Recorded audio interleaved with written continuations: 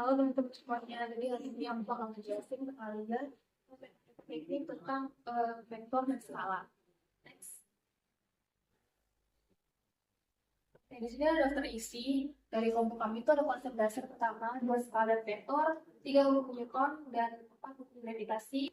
Lalu ada hukum penjumlahan dan pengulangan vektor, metode grafik, poligon dan paralelogram. Lalu di yang jumlah dan vektor metode aljabar. Next. Lalu di sini kami mempunyai konsep dasar apa itu skalar. Skalar didefinisikan sebagai besaran fisika yang hanya memiliki besar nilai dan tidak memiliki arah. Lalu artinya untuk menyatakan skalar kamu cukup menyebutkan nilainya saja tanpa perlu menyebutkan arahnya. Lalu apa itu vektor? Vektor didefinisikan sebagai besaran fisika yang memiliki besar nilai dan arah. Artinya untuk menyatakan vektor kamu perlu menyebutkan nilainya dan arahnya. Arah vektor biasanya digambarkan dengan anak panah, di mana panjang anak panah menunjukkan besarannya. Vektor dan arahnya menunjukkan arah vektor tersebut. Next. Baik, di sini saya akan menjelaskan besaran skalar dan vektor. Besaran skalar, besaran yang tak punya arah. Contohnya, massa, panjang, waktu, kelajuan, massa jenis. Kemudian ada besaran vektor, besaran yang mempunyai arah. Contohnya seperti gaya, contoh seperti gaya punya arah yaitu seperti ini contohnya. Gayanya mengarah ke atas atau vertikal. Kemudian di sini ada percepatan. Percepatan itu contohnya dari titik awal ke titik akhir. Kemudian ada kecepatan, momentum, dan besaran. Kemudian di sini ada cara untuk memecahkan atau mencari vektor. Yang pertama ada cara segitiga, kemudian ada cara jajar genjang, dan yang terakhir ada cara poligon. Untuk cara segitiga, di sini sumbunya atau gayanya mengarah dari kepala kemudian ke ekor. Jadi di sini bisa dilihat dari titik A dan dari sumbu A dan sumbu B. Untuk mencari vektornya bisa dengan menggunakan cara R sama dengan A plus B. Di sini ada mencari resultan. Di sini resultan vektor dihitung menggunakan teorema Pythagoras. Di sini bisa dilihat pada gambar. Di sini ada sumbu Y dan sumbu X dan di sini ada resultan. Resultannya itu di sini juga ada sumbunya, ada sudutnya. Nah, kemudian untuk mencari resultan yang garis merah ini yang mengarah atas dengan simbol R, R besar menggunakan teorema Pythagoras dengan rumus R sama dengan akar X2 ditambah Y2. Kemudian di sini ada mencari buah vektor yang tidak tegak lurus. Yang di awal kita tegak lurus, Y-nya ke atas dan X-nya langsung ke bawah. Nah, di sini sumbu Y-nya mengarah mempunyai sudut. Untuk cara menghitungnya, yang pertama di sini ada menggunakan rumus R akar A kuadrat plus B kuadrat tambah AB plus theta. Kemudian di situ setelah menentukan resultannya di sini samaan sinusnya dengan rumus B per sin cos sama dengan A sin theta sama dengan R per sin theta. Sekian, terima kasih. Baik, di sini saya Muhammad Abin Caiku. Saya akan menjelaskan tentang hukum Newton. Pertama ada hukum Newton yang pertama, yaitu yang bunyi hukumnya setiap benda akan mempertahankan keadaan diam atau bergerak lurus beraturan, kecuali ada gaya yang bekerja untuk mengubahnya. Lalu ada hukum Newton yang kedua, yang bunyi hukumnya perubahan dari gerak selalu berbanding lurus terhadap yang dihasilkan dan memberikan arah yang sama dengan garis normal dan tidak singgung gaya benda. Lalu ada hukum Newton yang ketiga yang bunyinya untuk setiap aksi selalu ada reaksi yang sama besar dan berlawanan arah, atau gaya dari dua benda pada satu sama lain selalu sama besar dan berlawanan arah. Nah, di sini ada ringkasnya hukum Newton yang pertama adalah hasilkan gaya. Setiap benda dengan komposisi yang sama dengan O, maka benda yang awalnya diam akan selalu terus diam. Lalu ada Newton yang kedua, percepatan benda akan berbanding lurus dengan gaya total yang terjadi pada benda tersebut, sedangkan masanya akan terbalik dengan percepatan benda. Lalu yang Newton yang ketiga ada gaya aksi dan reaksi, menunjukkan tiap aksi akan menimbulkan sebuah reaksi. Lanjut, nah yang berikutnya ada rumus yang hukum Newton yang kedua, yang rumusnya itu F sama dengan M kali A dengan keterangan kepaksaan adalah gaya dengan keterangan Newton. M adalah massa benda, satuannya kilogram, dan A adalah percepatan meter per second kuadrat. Lanjut, di sini ada rumus hukum Newton yang ketiga, yaitu yang pertama ada rumus gaya gesek sama dengan Fg sama dengan U kali M. Keterangan Fg adalah gaya gesek dengan satuan Newton, U sama dengan koefisien gesekan, dan N adalah gaya normal Newton N Newton. Lalu yang kedua rumus gaya berat, W sama dengan M kali G. Keterangan W sama dengan gaya berat, N P Newton, M sama dengan massa benda dengan satuan kilogram, dan G sama dengan gravitasi bumi dengan satuan meter per second kuadrat. Nah, baik, ini ada rumus yang terakhir dari hukum Newton yang ketiga, itu rumus berat sejenis. Rumus berat sejenis ada rumusnya yaitu S sama dengan P kali G dengan keterangan S sama dengan berat sejenis dengan satuannya Newton per meter kubik, P sama dengan massa jenis dengan satuan kilogram per meter kubik, dan yang terakhir gram sama dengan berat benda dan jumlahnya Newton. Baik, terima kasih untuk penjelasan hukum Newton. Terima kasih. Maka nama saya Fadil Berta, saya akan menjelaskan hukum gravitasi. Apa itu hukum gravitasi? Hukum gravitasi adalah gaya tarik-menarik dan harganya berbanding lurus dengan massa masing-masing benda dan berbanding terbalik dengan kuadrat jarak antara keduanya. Di sini ada rumus gravitasi. Rumus gravitasi itu ada Fg sama dengan G M1 kali M2 per R2. Fg itu adalah resultan gaya gravitasi atau Newton. G tetapan gravitasi atau Newton meter kuadrat per kilogram kuadrat. Massa Em atau massa benda atau kilogram.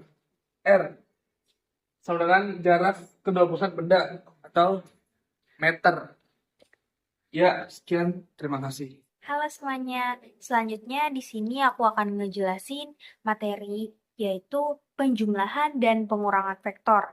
Di sini ada 3 metode. Yang pertama metode grafis, kemudian yang kedua ada metode poligon, dan yang ketiga ada metode paralelogam. Di sini mungkin ada yang bingung nih, apa sih metode grafis itu? Metode grafis merupakan metode atau cara menentukan resultan vektor dengan mengukurnya. Di sini aku akan ngasih kalian contoh soal simple, yaitu garis AB plus garis CD.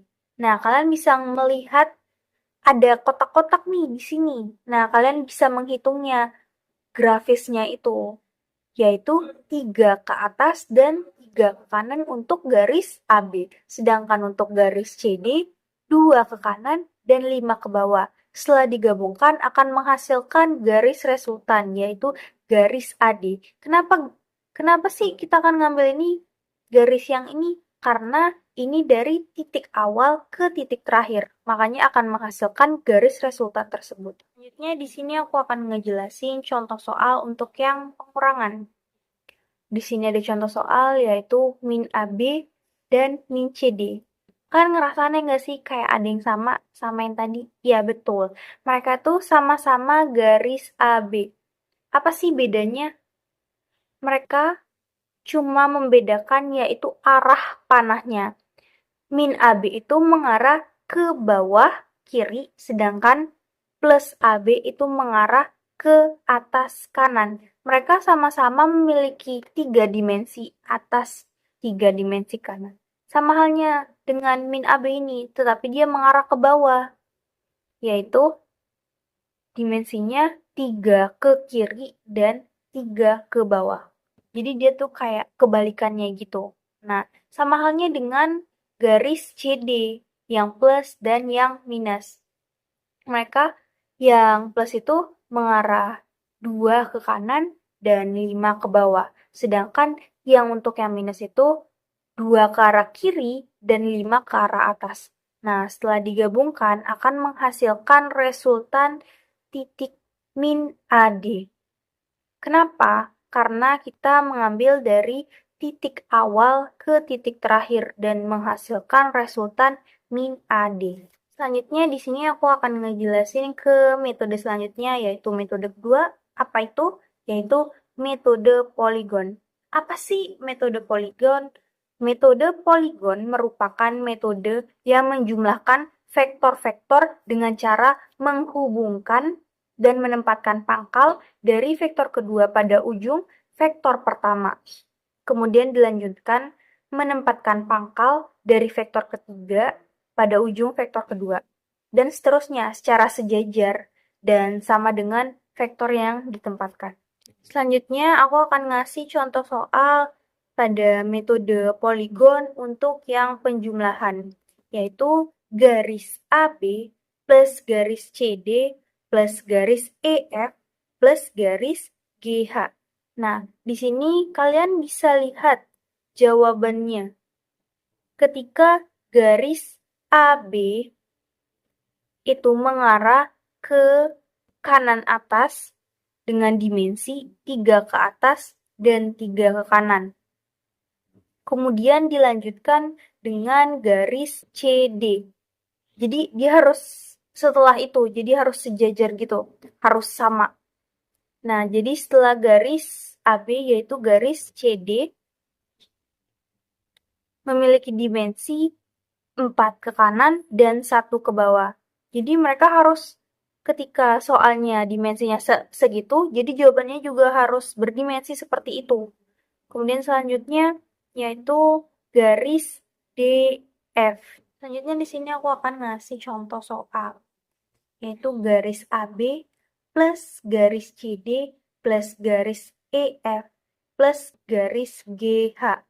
Seperti yang aku bilang, vektor itu harus menghubungkan. Jadi pada vektor pertama itu akan menghubungkan ke vektor kedua pada pangkal dari titik terakhir. Jadi ketika garis AB itu kan titik terakhirnya B tuh, akan dilanjutkan dengan garis CD. Jadi disatuin antara garis AB dan garis CD. Seperti itu. Nah, sama halnya selanjutnya juga seperti itu dari vektor 2, vektor 3, dan vektor keempat. Nah, seperti yang kalian ini udah ada jawabannya ya. Maka akan menghasilkan garis vektor AH. Ini aku akan memberikan contoh soal untuk pengurangan pada metode poligon. Kalian bisa lihat di sini contoh soalnya itu hampir sama seperti yang tadi, yang membedakannya cuma minus CD dan minus GF. Nah, aku langsung aja ke jawabannya. Di sini kalian bisa lihat, kok bisa sih minus CD-nya itu di bawah garis AB. Harusnya kan dari pangkal 1 ke pangkal selanjutnya kan. Nah, tetapi kalian bisa lihat pada garis CD ini dia mengarah ke kiri atas.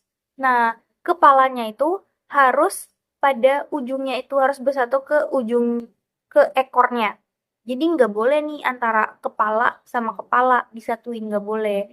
Jadi kenapa garis CD-nya itu pada bawah garis AB sedangkan garis JH-nya itu pada atasnya garis AB. Seperti itu. Kemudian baru dilanjutkan dengan garis EF. Setelah itu terbentuklah garis DF, yaitu sebagai garis resultannya. Selanjutnya di sini kita masuk ke metode terakhir, yaitu metode paralel logam. Yaitu metode dengan cara penjumlahan vektor dengan metode grafis yang menghubungkan pangkal vektor satu ke pangkal vektor yang lain. Kemudian menarik sebuah garis lurus dari pangkal kedua vektor menuju perpotongan proyeksi masing-masing vektor. Garis itulah yang menjadi vektor resultannya. Jadi di sini aku akan ngasih langsung contoh soalnya yang ada di sampingnya. Ini aku ngasih contoh soalnya sama seperti contoh soal pada metode grafis ya teman-teman. Jadi ketika pada metode jajar genjang hasil resultannya pasti sama ke kayak metode grafis. Aku kasih contoh soalnya nih biar kalian tidak bingung. Yaitu AB plus CD. Nah, garisnya ini, garis pangkal awalnya itu, titik awalnya itu digabungkan dengan titik awal yang selanjutnya. Jadi, garis AB, terus di sini garis CD. Bentuknya seperti ini ya, teman-teman. Setelah itu akan diberikan garis bantu. Harus sejajar. Jadi ketika garis CD-nya seperti ini, maka garis bantunya juga harus sama, harus sejajar. Sama halnya dengan garis AB juga. Nah, setelah dikasih garis bantu, maka tarik garis resultannya ini, vektor resultannya itu. Nah, kalian bisa lihat di sini hasilnya yaitu garisnya menuju ke bawah kiri dengan dimensi 5 ke kanan dan 2 ke bawah. Sekarang kita lihat ke jawaban pada penjumlahan metode grafis. Kita lihat di sini untuk garis AD-nya itu resultannya yaitu 5 ke kanan dan 2 ke bawah. Maka pada metode paralelogam ini berarti sudah benar. Kemudian selanjutnya kita ke pengurangannya. Maaf. Aku juga masih pakai contoh soal yang sama pada metode grafis yaitu min AB min CD. Nah, kan arahnya beda tuh. Kalau yang plus AB plus CD itu kan seperti ini, mengarah ke kanan. Sedangkan yang minusnya ini, minus AB minus CD itu mengarah ke kiri. Sama halnya, jadi kita harus sama-sama menggunakan garis bantu. Setelah sudah menggunakan garis, setelah ditambahkan garis bantunya, kita menarik titik tengahnya ini, titik resultannya ini.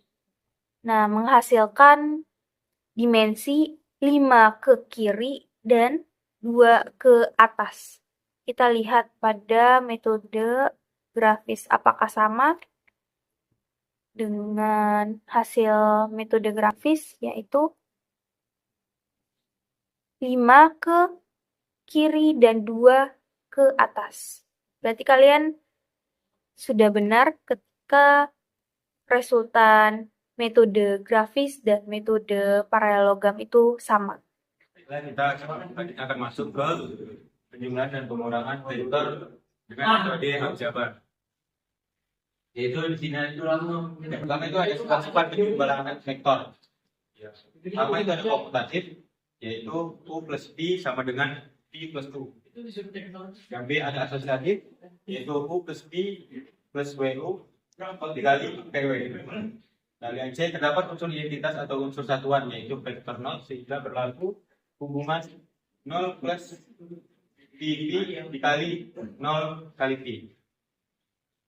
Jadi, setiap vektor mempunyai sebuah unsur invers tambah jika vektor min I merupakan invers tambah dari vektor I, maka berlaku dengan plus min V sama dengan 0. Baik, di sini saya akan memberikan contoh untuk penjumlahan dan pengurangan vektor. Yang pertama itu ada penjumlahan. Maka jika diketahui vektor A itu XA, YA, dan ZA, dan vektor B XB, YB, dan ZB, maka penjumlahannya yaitu A plus B sama dengan 2 yang berbasis sama, kita jumlahkan yang berbasis sama seperti XA plus XB, YA plus YB, dan ZA plus ZB, maka sama dengan hasil penjumlahan dari ketiga vektor tersebut. Berikut ini kita mencoba dengan menggunakan angka. Yaitu di sini ada diketahui ada dua arah vektor yaitu A dan B. Dan ada resultan yaitu hasil penjumlahan dari vektor A dan vektor B. Nah, berikut diketahui dari vektor A dan vektor B yaitu A itu sama dengan 2I plus 3J plus 4K, B sama dengan I min J plus 2K, di mana kita penjumlahannya itu harus yang berbasis sama. Maka I dengan I, J dengan J, K dengan K. Maka 2 plus 1, 3 plus min 1, 4 plus 2 sama dengan 3, 2, 6. Seperti itu. Bagaimana jika pengurangan? Jika pengurangan, maka kita lihat pada vektor B. Vektor B itu dia sejajar seperti sumbu X. Sumbu X. Maka sumbu X jika ke kanan dia plus, maka jika ke kiri dia minus. Nah, di mana di sini vektor B itu ke kiri, yaitu minus sama dengan minus. Lalu vektor A dan di sini A min B. Nah, berikut ada A min B sama seperti tadi, yaitu kita jumlahkan atau kita kurangkan yang basisnya sama, yaitu I dikurangkan I, J dikurang J, K dikurang K. Maka 2 dikurang 1 sama dengan 1, 3 dikurang 1, 3 ditambah min 1 sama dengan 4, 4 dikurang 2 sama dengan 2. Nah, kenapa ini jadi 4 ya? Karena min ketemu min itu sama dengan plus, maka 3 ditambah 1 jadinya 4. Baik, cukup.